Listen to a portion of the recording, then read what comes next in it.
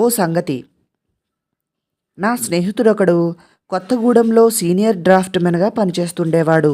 అయితే అసిస్టెంట్ ఇంజనీర్గా ప్రమోషన్ వచ్చి నిర్మల్కు బదిలీ అయ్యాడు.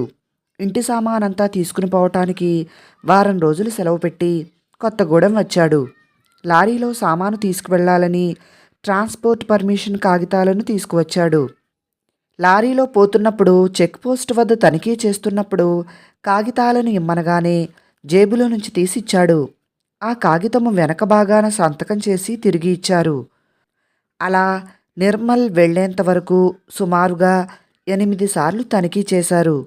తీరా అక్కడికి వెళ్ళాక కాగితాన్ని చూస్తే అది ట్రాన్స్పోర్ట్ పర్మిషన్ కోసం ఇచ్చినది కాదు, సెలవు కోసం ఆఫీసులో ఇద్దామని జేబులోనే పెట్టుకుని మరిచిపోయిన సెలవు చీటీ.